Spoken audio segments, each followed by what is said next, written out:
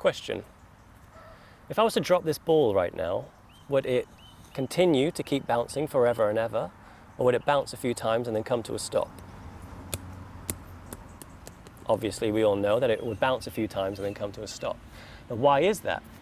It's because the ball needs my energy in order to keep it bouncing. It can't bounce by itself. Now, something you might not have thought about is that thoughts are a lot like bouncy balls. They need our energy to continue bouncing. And one way to imagine a thought is to see it as a small burst of energy, something that will burn itself out after a few moments if you know how to allow it to. Now, sometimes we'll have thoughts that contain a small amount of energy. These thoughts might be everyday things like, I should get pizza for dinner tonight. So that bounces a few times and then it comes to a stop. Sometimes we'll have thoughts that contain a large amount of energy. And these things might be thoughts like, oh, do you remember the time when I was served by that cute waitress and she said, thank you, enjoy your meal, and I said, thank you, you too.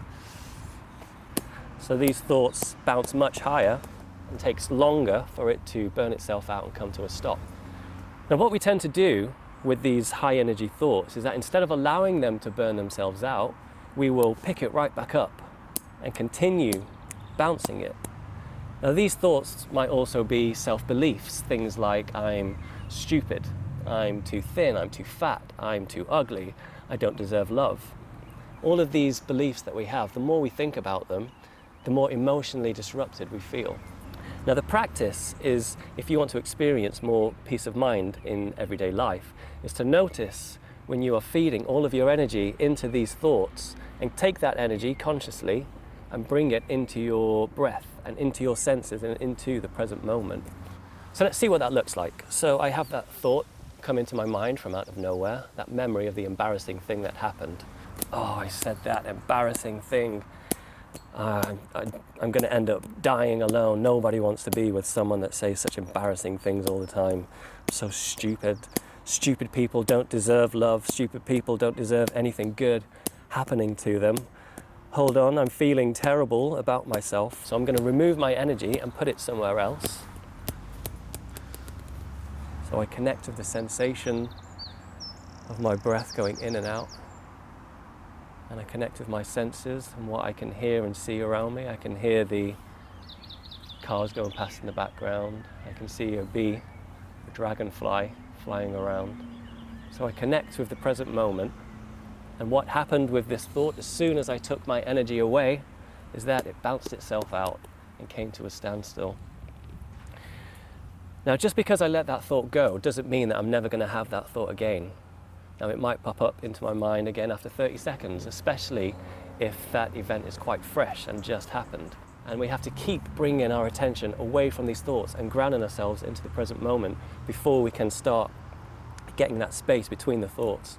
So let's see what happens when I have that first burst of thought, that initial thought, and I don't feed it with any more energy. So it pops up into my head again.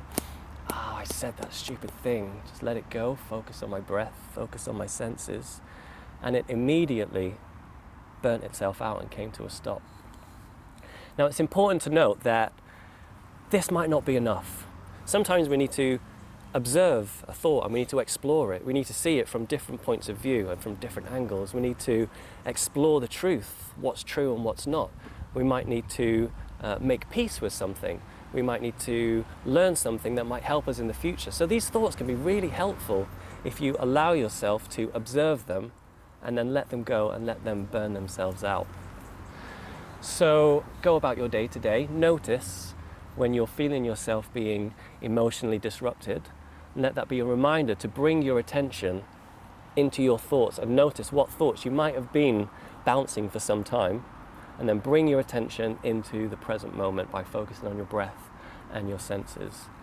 Now, this is something that will take some practice. Just like learning a new language or learning a new instrument, it might feel alien and uncomfortable at first, but you just need to practice and then it will feel much more second nature. So in summary, firstly, we have no say over what thoughts come into our heads. Secondly, we do have a say over which thoughts we continue to bounce. And finally, the most powerful place that you can put your energy is to focus on your breath and into the present moment.